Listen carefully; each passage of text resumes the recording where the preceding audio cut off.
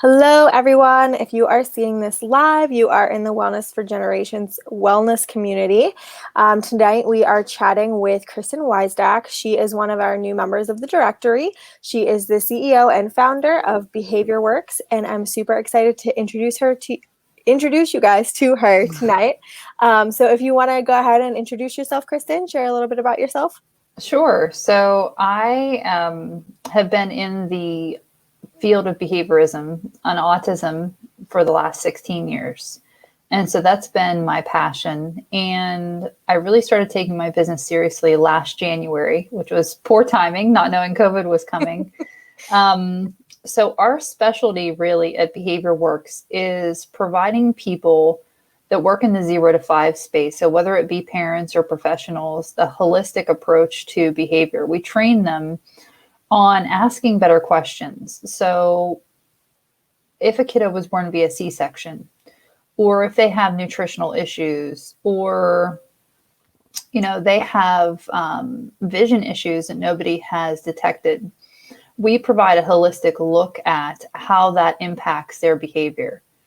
So, and then we go into our training we're offering right now is the second part of it. After we talk about the holistic approaches, we talk about just simple interventions that professionals and parents can do using simple toys that kids have in their house already. Balls, blankets, blocks, anything like that. But it's really the main focus of our company is taking a holistic approach to behavior, because what ends up happening is that a lot of professionals, and we're supposed to be in our ethical code as behaviorists, and in our guidelines, we're supposed to be considering biological and medical issues, but not enough of us are, so that we're trying to change that. I absolutely love that. I know whenever I had met you, I was like, you are doing an amazing thing and you need to be on my directory. Yeah, thank you. Thank you because it's definitely so needed. So let's learn a little bit about your story and like how you grew up. Were you taught a healthy lifestyle growing up? What was that kind of, and that can be in anything. Obviously, you understand what a holistic approach is. So that could be exercise, it could be food, it could be just mental status. What was like that? What was that like for you growing up? So I grew up on my grandparents' farm. And so we grew fresh fruit, fresh vegetables. So it was corn and tomatoes and peas and all those things. But growing up, my grandfather also had dairy cows. And so it was milk. But I think looking back at like GI issues that I had as a kid, and I had asthma, allergies. So all of those things were a problem. But I don't think people aren't even looking at it now. They definitely weren't looking at it back in the 80s. So I think looking back, we tried to live as healthy as we could. But when I was about 9, my mom was a single parent. Then we moved out of my grandparents' house. And so being from a low income single parent household, we ate a lot of takeout. Yeah. And so I ended up with kidney infections as a kid. My allergies got worse. My asthma got worse. And so looking back, there was definitely things happening now that I'm coaching families about that we experienced too. Right. So, yeah. Awesome. And what kind of has been your journey to bring you from kind of having some health issues then starting around 9 to where you are now in the holistic approach? Yeah. So looking back, I think it probably, when my son was born, that was the turning point for us to really look at things differently. I have 2 children. My daughter, Abigail, she's 11. Preston is 4 now. And he was born 33 weeks, 2 days. And we spent about 52 days in the NICU.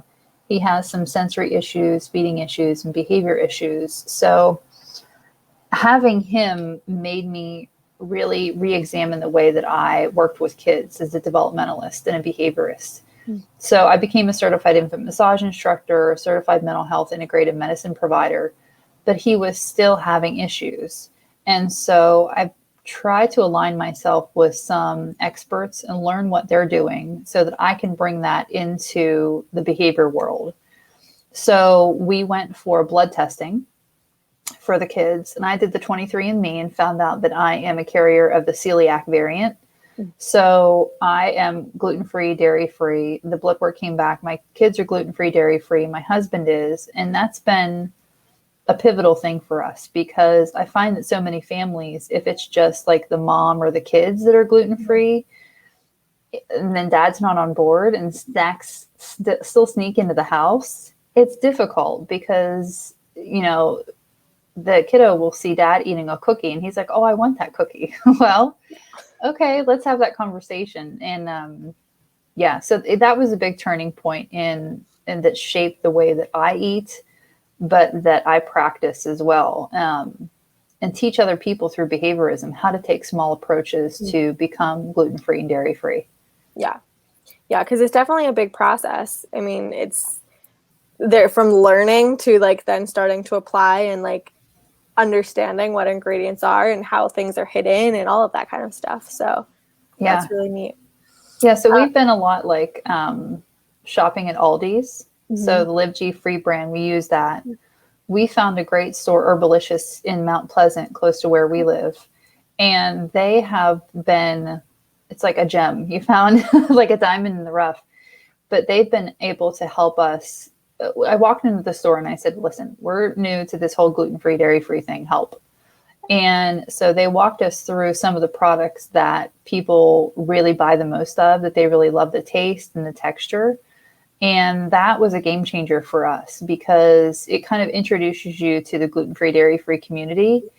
And so I would say to people that are looking for that, find those places, but also download the Find Me Gluten-Free app. Okay. Because that turned us on to this Vietnamese restaurant that I stumbled upon like 2 weeks ago that I would have never known about. So you have to find those resources that are out there too. That's been really critical for us. I'm just writing that down so I can make sure to share it in the comments. Like, that sounds like a great one.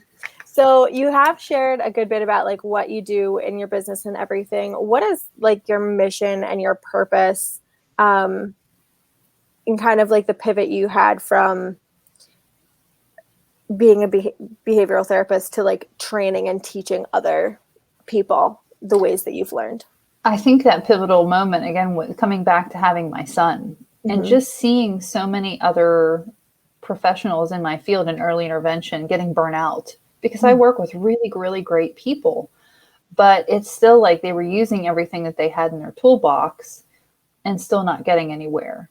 So we really try to talk about, asking, has that kid been on antibiotics? Are they eating an organic diet? Were they born via C-section? Because that has implications for their gut microbiome, because those gut bugs generate neurotransmitters, which are the chemical signals that go from your gut to your brain and help your body operate better. You've got, norepinephrine, epinephrine, GABA, serotonin. It's a precursor for melatonin. Once you have a happy belly, then you have a happy brain. But you have to know to ask those questions to begin with. So that's part of our mission, is just teaching people how to ask better questions.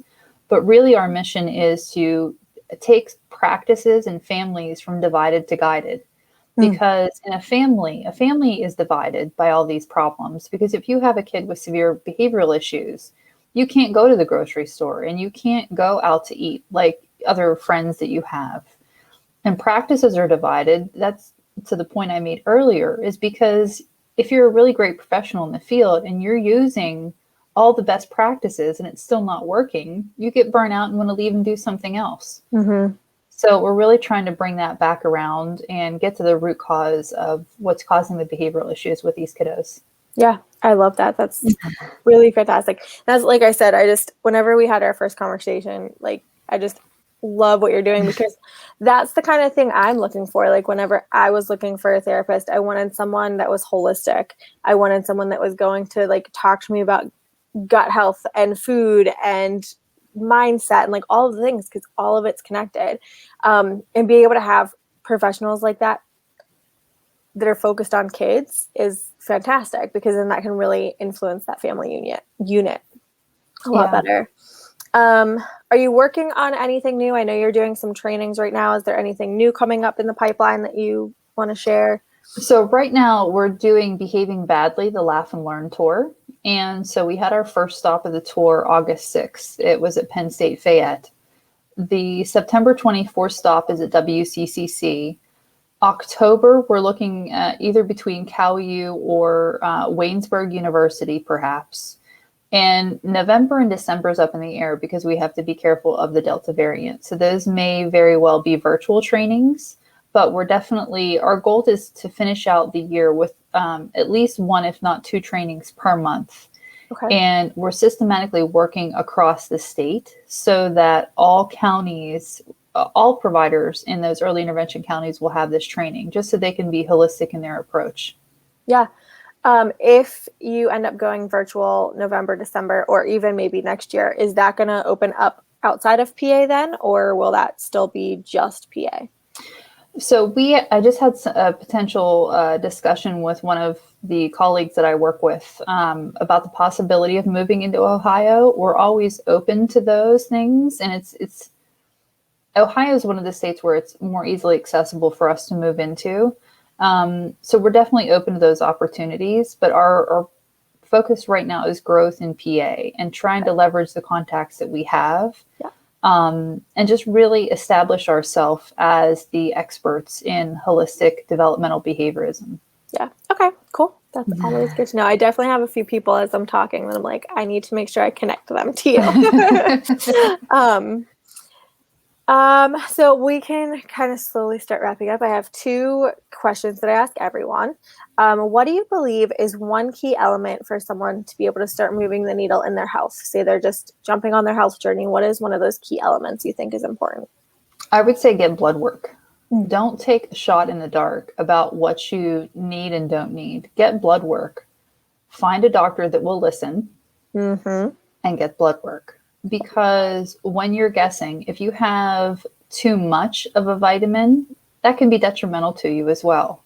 You want to work with a person that's going to listen, get definitive answers. A lot of my families with little kids, I end up referring them to a developmental pediatrician because that's a person that is going to be able to order blood work and look for inflammatory markers, vitamin mineral deficiencies, and allergies, intolerances, and sensitivities, because the IgG and the IgE antibodies will show up in the blood. And that's the information that you need to make those foundational decisions for you and your family. That's awesome. I absolutely love that. I love diagnostic type testing and definitely advocate for that. We just did hair mineral tissue analysis. I can't remember what HMTA. And I'm like addicted. Like I just want to keep doing. And we did do some blood work too, but I would love to order some more of the different types of blood work that I had looked and found. And what is one change that you would like to see kind of started in this generation and passed down to that next generation? I would like doctors to have more conversations about replenishing the gut microbiome. When a child is prescribed antibiotics, or if they're born via C-section, or if they don't have access to organic food, the implications it has for behavior and their development overall. More professionals need to have nutrition training and to be able to approach these things in a holistic way. Instead of making some of these courses elective, I think higher education needs to make these things a standard, that you have to have at least one course in holistic approaches to mental and behavioral health. And that's really what we're trying to influence as well, and working with the colleges locally. Hopefully it'll take off, but yeah, we're just trying to get in front of more and more people. Yeah, I think that would impact a lot moving forward in the future, for sure. I love that. And where can people find you? Where would you like people to search out? Sure. So we have a website, www.BehaviorWorx, that's WORX of southwesternpa.com. They can go right on there and a pop-up will come up and you can sign up for our mailing list. You can send us an email at BehaviorWorx, that's behavior, BEHAVIOR, works, WORXPA @gmail.com. And we'll be happy to help with any questions that you have. Really, we're looking for, again, those agencies that are moving to that holistic realm, because it's timing. I mean, this is the future of behavioral and developmental health. Yeah. And so I'm just hoping that more and more people get on board instead of being left behind. Behaviorism has started to get a bad rap. And I think a lot of that is because a lot of professionals aren't being taught how to take that holistic approach. When really, again, like I said in the beginning, that's in our ethical guidelines, and that's in the BACB 4th edition task list, that we should be considering biological and medical variables. And so, that's systematically what we're trying to influence. So I absolutely love that. Is there anything else that you want to share, wanted to talk about? Anything? We have time if you want to share anything. Yeah, well, one of the major things that we do during our trainings is to get professionals and parents to do a visual assessment of their kiddo. So you can look at a child and see if they have what are called allergy shiners, which is like dark circles under the eyes, or Denny Morgan folds, DENNIE Morgan folds. It's like an extra fold under the eye, which can indicate allergies, intolerances, or sensitivities are an issue. You can look at nail beds and see, are there little flecks under the nail beds? Are there ridges? I have all these markers. You can see my eyes. I can show you my nail beds, definitely ridges. Well, right. And so, and that's why we work in that 0 to 5 population, not only the personal influence and the professional knowledge, but that's when 90% of brain growth happens. And so if you can systematically influence, you have an opportunity to change the trajectory of that kiddo's life.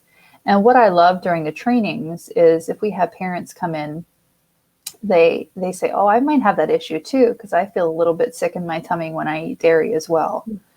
And so if we can change their lives as well, and just really disseminate this information to as many people as we can, because as I see it, what's happening is that kids are getting punished for behaviors that they cannot control. It's not that they won't do something, it's that they can't do something because they were born via C-section. They don't have, robust gut microbiome, and they didn't crawl long enough. We talk about primitive reflexes and how that influences higher order behavior. And so there's so many implications. If you don't collect a sufficient medical history, it's detrimental. It makes your service provision inefficient. It's going to cause burnout amongst your employees, and it's going to leave kids and families stuck where they are. And so we're trying to move past that. I think what you just said too, even for any parents that are watching this, really paying attention and kind of keeping track. I have done a very poor job at keeping track of stuff like that. But my youngest, he started walking at 8.5 months. So it's just fascinating to see different things like that. There's even been some stuff with our dentist that we've recently learned about behavior that I'm just like, oh my goodness. Okay, this is another thing we need to do. And it's so fascinating to see how it's all interconnected. And the behavior is not just like a yes or no thing. Like even as we're growing, even as an adult, sometimes I don't know why I'm doing something or I can't physically do it. Like we need to make sure we're giving our kids that same grace and kind of figuring out what they need in order to start developing properly. Yeah. And we don't guess. We like to guess. We want to get the proper testing, do a thorough assessment, teach people to be better question askers, and fundamentally just help them move beyond the behaviors that they're having. Yeah, that's awesome. Cool. Well, is there anything else that you would like to share, or is that? Well, people can check out our YouTube channel. That's Beyond Behavior. And then we're on Instagram at BehaviorWorx. Perfect. So people can follow us there. Awesome. I will make sure to share all of those links.